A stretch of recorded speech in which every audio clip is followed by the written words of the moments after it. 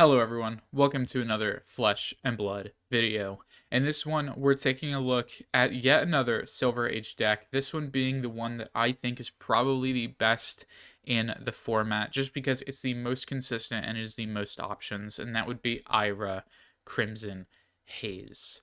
We'll explain everything as we go through the deck list, so let's get started. For those who don't know what Ira does, she's the original version of Ira Scarlet Revenger that we now have in CC. However, Ira is, of course, living legend in Blitz.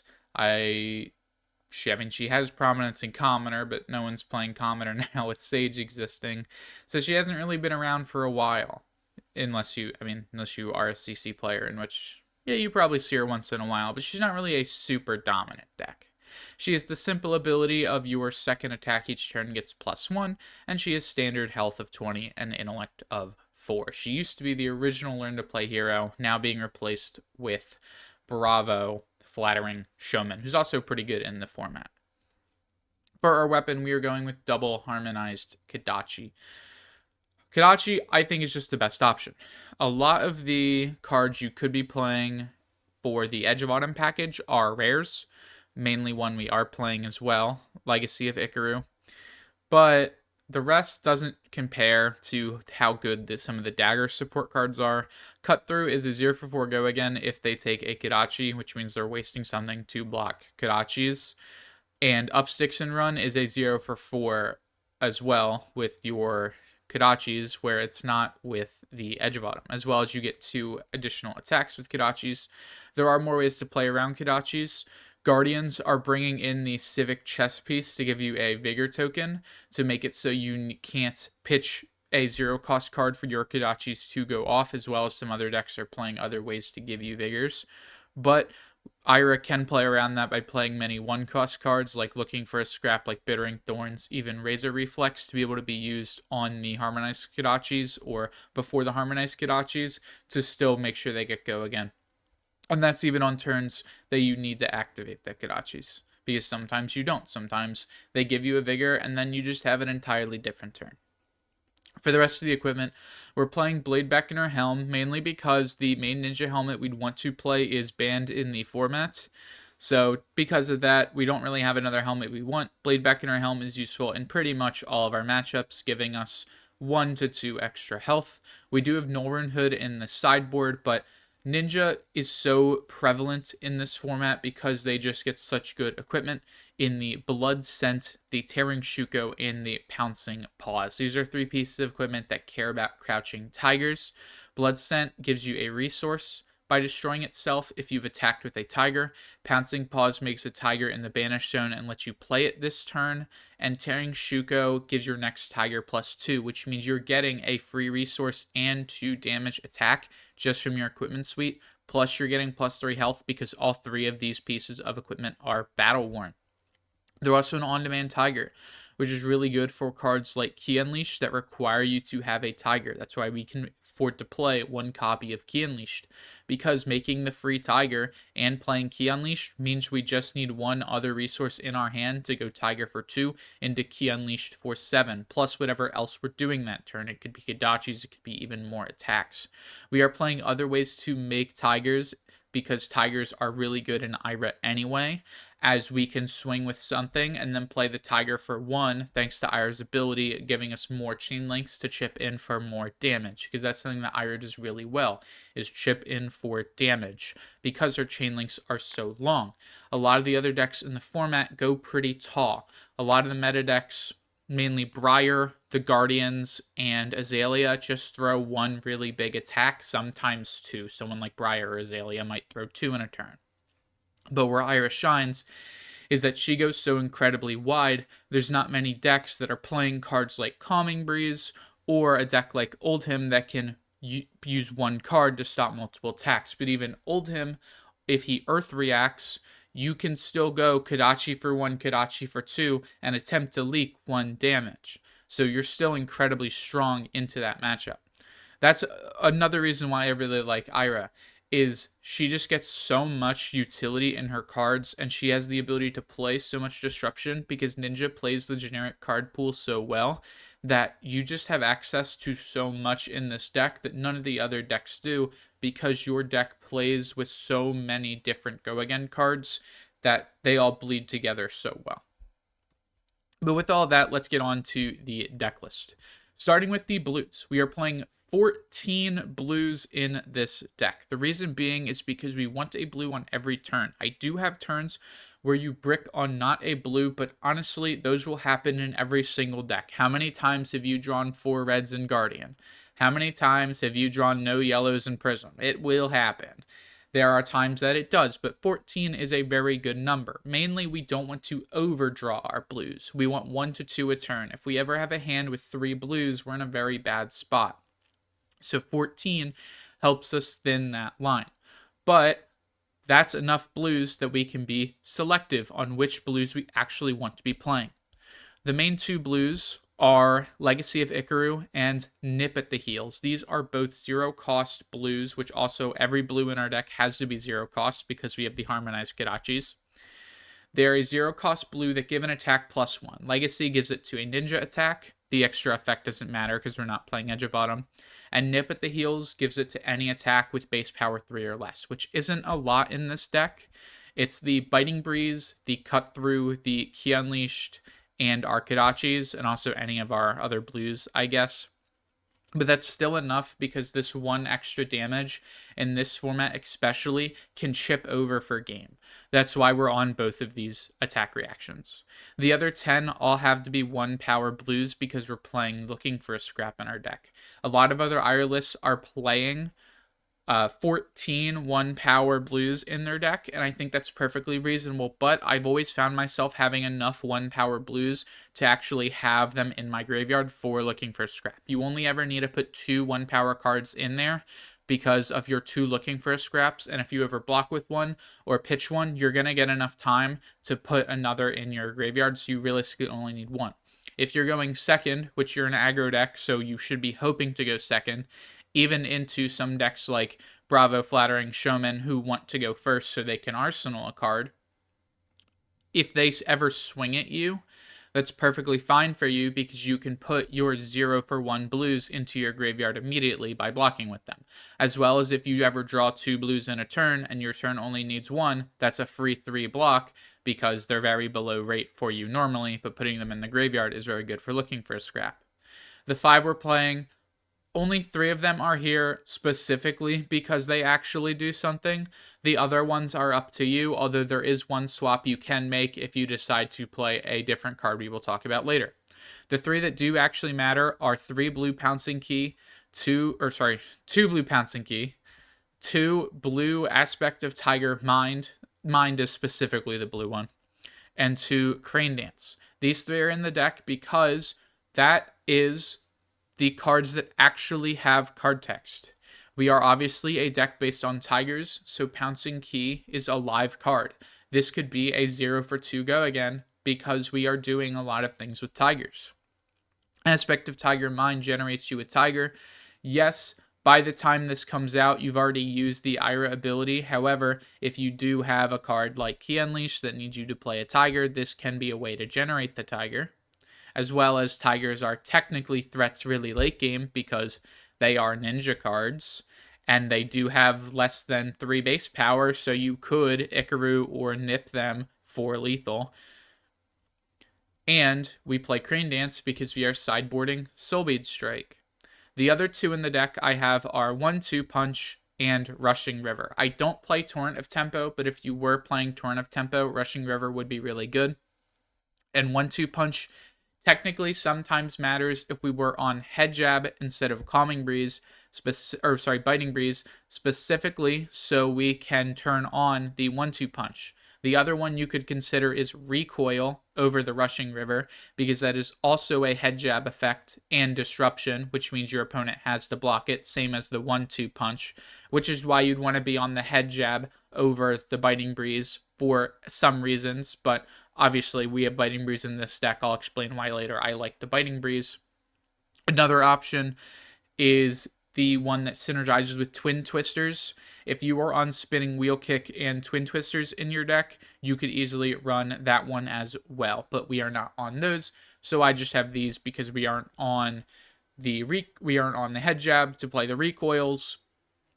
And having this split is perfectly fine. I guess you can make your opponent suspect you're on Torrent of Tempo, which it is a card that Ira is playing, but, you know, they're 0 for 1s, 3 blocks. That's why they're in the deck. So we have 10 of those. Before we talk about the reds, we do have 1 yellow in the deck, and that is Yellow Tiger Eye Reflex. This format is devoid of defense reactions. There aren't many things you can put into your arsenal safely to defend yourself. Tiger Eye Reflex is one of them as a block. Yes, there are D-Reacts in the format. Yes, we have a D-React in our sideboard and Wax On. But Tiger Eye Reflex is a really good card to arsenal and then have for later. There are a lot of really prevalent on hits that are breakpoints. Cards like Snatch are very good into you because if you have to use your armor earlier, you don't have a way to block the snatch. But if you have Tiger Eye Reflex, you can use that plus 1 piece of armor that you might have left to fully block out a snatch. And then because you have that Tiger on your next turn, that's 1 extra attack you could do to threaten through a little bit of damage thanks to Ira's ability, even if you have no synergies for the Tiger at all. So this card is just very powerful. There are times you could consider taking it out. Those would mainly be against wizards that aren't going to attack you, but every wizard in this format that's playable, which is really Icelander, because none of the other wizards I think are that prevalent. You might see Icelander sometimes. This can still be a blocking card, and it's still a yellow pitch that you can use to pay for Arcane Barrier. Part of the problem, though, with this card is it doesn't have a cost, so you can't pitch it to swing with Kodachis, but if this is in your hand alongside 2 1-cost cards, say you did brick on a blue, but your hand is like Tiger Eye Reflex, Bittering Thorns, and like Razor, you can still pitch the Tiger Eye Reflex to play the Bittering Thorns and play the Razor Reflex, so it's pretty good there. There is a blue one, but because it doesn't have costs, we're not on the blue one. The rest of the deck is just prevalent reds that we really want to be playing. 2 Bittering Thorns just because it's the best red we can play inside of Ira. 2 Cut Through because we are on a Kodachi's base deck, as well as 2 Upsticks and Run because, again, it's a 0 for 4. That's why you are playing the Kodachi stuff. 2 Flying Kick because this can be a 2 for 7, just really, really good damage. Another good benefit of the Tiger cards is that if you have a blue and this in your hand, you can pay 1 to swing with Kodachi, and then you can use your Tiger stuff to throw a Tiger. Then you can either swing the other Kodachi and then use Blood Scent to play the Flying Kick, or if you want to save the Blood Scent, say your hand was Tiger Eye Reflex, other blocking card, blue Flying Kick, you could go block with Tiger Eye Reflex and the other card, send Kodachi for 1, Tiger for 1, Flying Kick for 7 off a 2-card hand. You save yourself 6 health already. That's incredibly powerful, and you sent 9 damage. 2 Looking for a Scrap because it's a 1 for 5 go again. Why wouldn't we play this card? This card is able to be played in this deck so easily because we can play so many 0 for 1 blues that it doesn't even really matter that if we draw it, sometimes it could be dead because usually it is never dead. Our 1 copy of Key Unleashed because this card just combos so well with our equipment, and we're on a bunch of other ways to make Tigers, mainly the Tiger Eye Reflex. You could play 2 if you wanted to, but personally I found 1 to be the perfect number because if you don't have a way to make a Tiger and say you already use this equipment, it's kind of dead. Generally, the turn you draw the Key Unleashed is the turn you will be wanting to use these equipment, depending on the situation. 2 Razor Reflex because, again, it's more reach. There are no D-Reacts or very little D-Reacts. It's mostly block cards, so opponents will put their blocks face up first. So Razor Reflex can get in extremely easily. Really good with cards like Snatch. Really good with cards like Scar for a Scar because a lot of the time you will be ahead when you're trying to close out a game. And Scar for a Scar just won't do anything because it doesn't have its go again. Again, it lets you get daggers through so you can get your cut through effects to work. It can make your 0 for 1s actually usable because it gives them go again on hit. It also lets you push through hit effects like Bittering Thorns, Biting Breeze. I already said Snatch, but again, Snatch is like the best target in the deck because it makes it as a 1 for 7 go again on hit draw card. Or on hit go again on hit draw card, but still really, really powerful. We had talked about 2 Scar for a Scar. This is a very aggressive format. This card lets you take a hit for a turn and then come back with the full hand to try and knock your opponent down. Really powerful. 2 Sirens of Safe Harbor. This is probably the best 2 for 6 in the deck because a lot of decks will come in for just 2 damage sometimes. mainly your ninja matchups, Sirens of Safe Harbor is going to be incredibly powerful because it'll give you an extra health to play with. And since this is such a fast format, one extra health just goes such a long way. As well as a 2 for 6 is just something powerful in this format. And off of, as well, 2-card hands, Kodachi for 1, Sirens for 7 is still 8, and it gives you a life back. So it's like a 2-card 9. So really strong. We already talked about 2 Snatch a little earlier. This is just one of the best on hits in the format. Arsenals aren't incredibly powerful, but having a card that says block it or I get an arsenal, especially in such a fast format where a 5-card hand could just kill you, Snatch has to be a must block in so many situations. There have been times where I think I'm good because even if they throw the Snatch, I'm like, I can kill them on their next turn. I was playing an Ira Mirror. Their Snatch drew their second Tiger Eye Reflex in 20 cards, and I lost the game because it's Snatch. It's just so powerful. The last card in the deck to talk about is the 1 copy of Biting Breeze that we are playing. This is a 0 for 3 go again with an on hit to make a Crouching Tiger in your Banish Zone, and you can play it this turn. This is a perfect starter. If you don't want to swing your Kodachi to start, if you throw this to start, it is a 0 for 3 that your opponent has to block, because if they do not block it, you're getting an extra 1 damage immediately after it because of the Ira ability. Also, it's another way to generate Tigers, which can be good for Ki Unleashed. It can be good if you want to pop your Blood Scent without needing to pop your Pouncing Paws and your Tearing Shuko. Say you need the extra resource.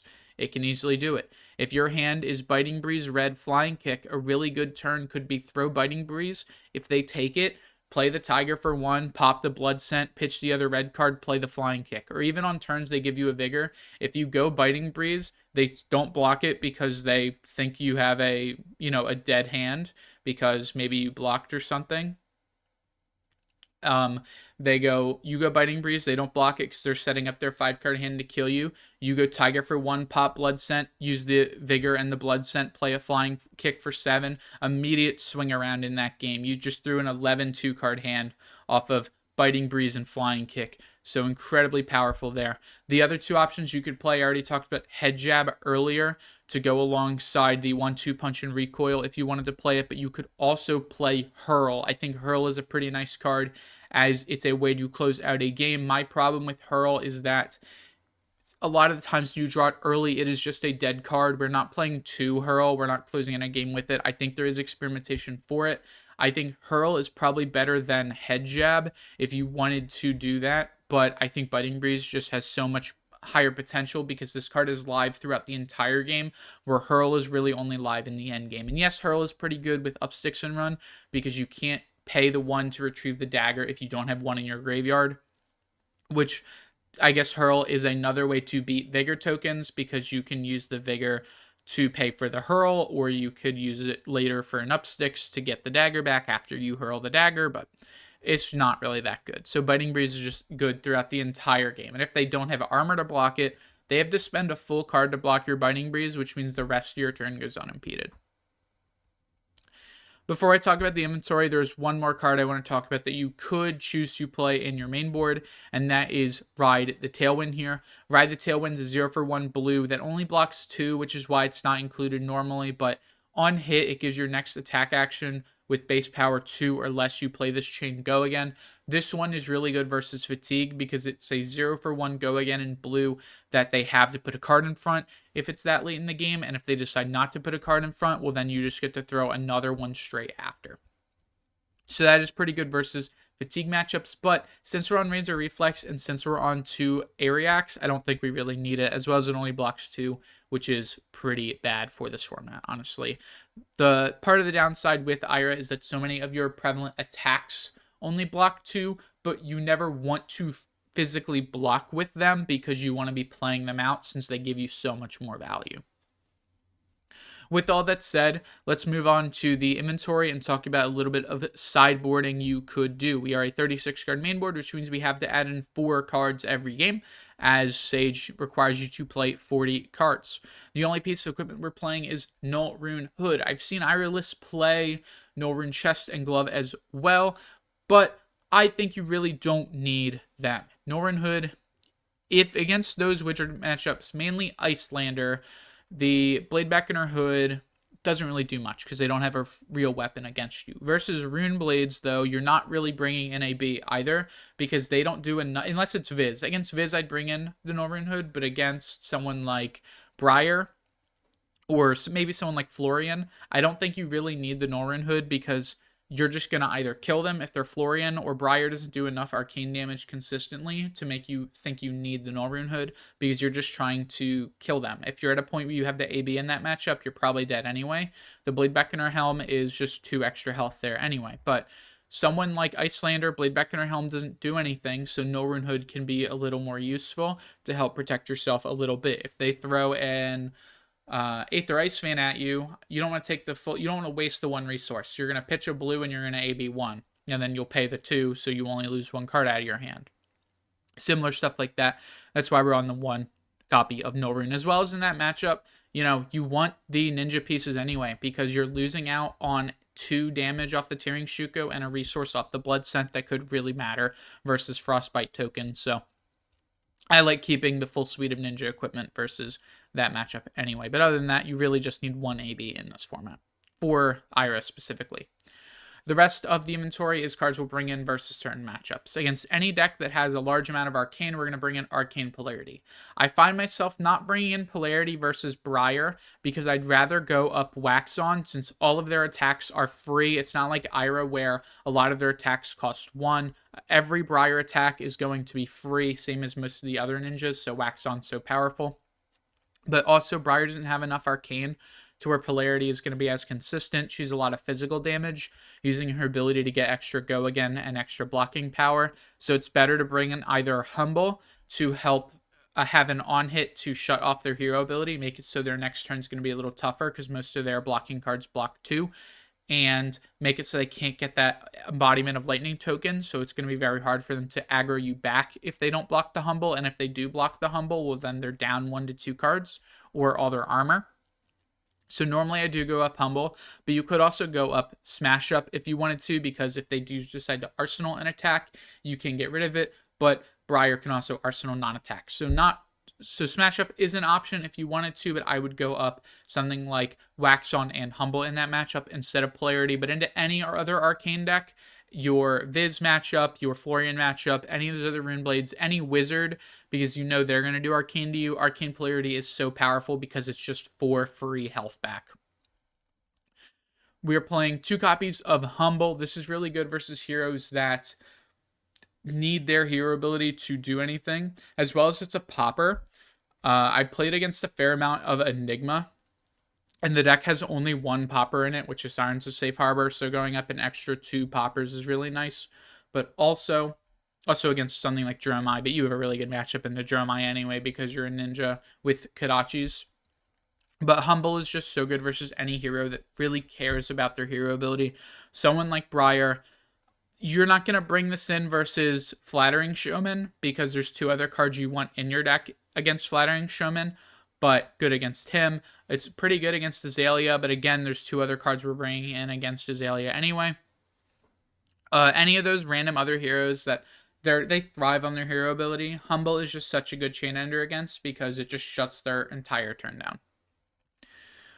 2 copies of Reinforce the Line. This is going to be mainly the card you're bringing in versus those really big Gotal decks. Those are going to be decks like Bravo Flattering Showman and decks like Azalea that just offer so much damage. You can Arsenal Reinforce the Line, and then when they come at you, you can block with the blue block 3 and then play the Reinforce the Line on it. Makes it so you cover 7. That would stop pretty much every crush effect the Bravo deck plays realistically. Also, you'll stop most of the damage from the Azalea attacks, makes them need an entire other turn to kill you, and because half that deck blocks 2, because all the pumps block 2, that's going to be incredibly powerful for you, buying yourself an extra turn. And Ira is incredibly good at playing 3-card hands because off a blue pitch, off of your Kodachis, and like 2 normal attacks, you can just have an incredible turn even after using Reinforced Line. So very powerful. Even though, D-Reacts are gone, this is the safest D-React in the format now. 2 copies of Smash Up. This is really good versus a lot of decks that are arsenaling a lot of attacks. These are going to be decks like Bravo Flattering Showman. These are going to be decks like like other aggro decks, Ira isn't going to be arsenaling a lot. Briar isn't going to be arsenaling a lot. You're not going to bring this in against Briar. Something like a lot of the other niche decks. Most of the other ninjas are purely attacks. Smash Up is really good versus them. Smash Up is just a card that comes up. This is one of your fill cards. This and Soul Bead Strike are two fill cards that I find myself bringing in when, there's none of the rest of the sideboard are that powerful. If you wanted to consider this deck to be a 40 card deck, you would put in Smash Up and Soul Bead Strike. But these are the first two cards that come out when I'm sideboarding, most likely. So they're in the inventory here, so they can go in when, say, it's a matchup I only need Humble, or it's a matchup I only need Wax On, like Briar. I only need Wax On into Briar. I don't really need any of these other ones. Humble is the best you could play, right? Humble is that other sixth, or the fifth and sixth, pretty much main deck card. But say another matchup like Bravo, right? Bravo, Flattering Showman. I don't want Soul Bead Strike. They block a lot. I don't want Wax On. All their cards have costs. They're not an arcane deck. I don't need arcane polarity. I want Reinforce the Line, so that's the first one I add. So would I rather play Humble, where I don't really care about shutting off their hero ability? It already costs a lot to do. Or do I want to play Smash Up? This card is a guaranteed must block. If they don't block it, they lose their whole turn because it's an attack in their arsenal. They could take the Humble and then just throw a one-card hand Boulder Drop at me. That's not what they're concerned about. If I throw Smash Up, they have to block the Smash Up, or they lose whatever's in their arsenal because they're only playing attacks in their arsenal. So there are times where these cards are very powerful. These are the main board cards you want to be playing, technically, but they come out most often for other cards. Soul Bead Strike, 0 for 4 on hit, go again. Really good versus all the permanent-based deck, or except Enigma. Really good versus Gravy, really good versus Dromai. Just because it can come in, it can kill an ally and then continue your turn. Also versus any deck that you, again, there's nothing you want to fill. I don't need Wax On. I don't need Reinforce. I don't need Arcane Polarity. Something like, I can think of an example, but any deck you, literally you don't want these. Their hero ability doesn't matter. They're not arcane. They don't go tall. None of their cards are free. You just go, okay, Smash Up Soul Bead Strike. Or maybe you want one of them. You're like, okay, sure, they're a 0 cost deck. Wax On's pretty good. But then you're like, okay, well, they're not guaranteed arsenaling an attack. Someone like Kano, as an example. Kano's just going to block the Humble. Yes, you make Kano block the Humble, but he's just going to play. He doesn't play attacks. You don't need Reinforce. You don't need Wax On. You want Arcane Polarity already. So the choice is, would you rather play Humble or would you rather play Soul Bead Strike? And, 8 out of 10, I'm probably playing Soul Bead Strike because they're just going to block the Humble. If they're blocking the rest of my turn and they have to take the Humble, well, they don't have the cards in their hand to activate Kano anyway. I'm never starting with Humble, but Soul Bead Strike can be something they have to block. I can be tricky with it with Legacies and Razor Reflex. So there's a lot of things I can do with it. Same as into Icelander. They're going to play their card before the Humble hits. So it doesn't even really matter if Humble hits Icelander. I don't want Reinforce the Line. I don't want Wax On. I don't want Smash Up. I want the Arcane Polarity. What's the other card I should be playing? Probably Soul Bead Strike. And then the last card in the inventory is 2 Wax On. Just here for Briar, or I also bring this in against Azalea because a lot of their attacks are 0 for 4s.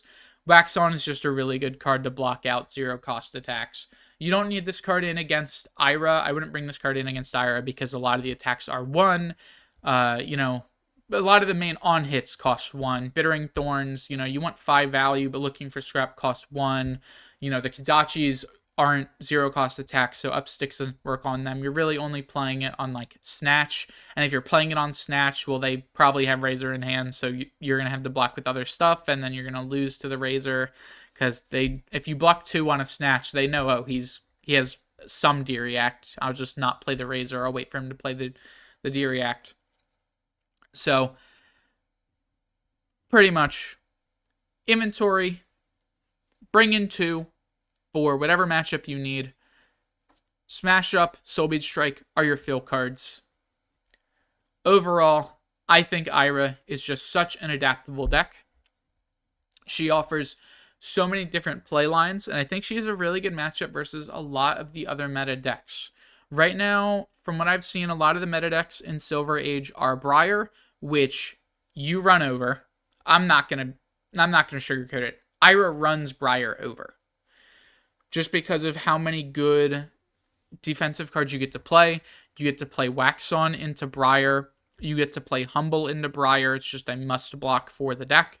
If they don't, they literally lose their next turn because they have no go again to play through anything. They can't generate an Embodiment of Earth to block out your bigger attacks. It's just so strong. Versus the Guardians, you just go so wide. Yes, Oldhim can be a little annoying with an Ice React, but you can play around the Ice Reacts. You can play through the Earth Reacts. If you play against Flattering Showman, you're a deck that gets to play Smash Up so easily. You get Reinforce the line so easily. Azalea, you have 4 armor block, so you get that. You get 2 extra D-Reacts and Reinforce and Wax On.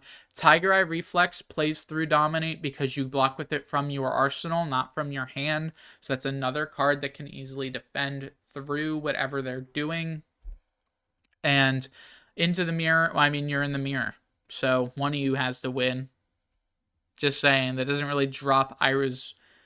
Actually, how would that work for mirror? I guess it would make the win rate 50%, but, you know, that doesn't really impact dropping the win rate, right? Because 1 win, 1 loss, that's even.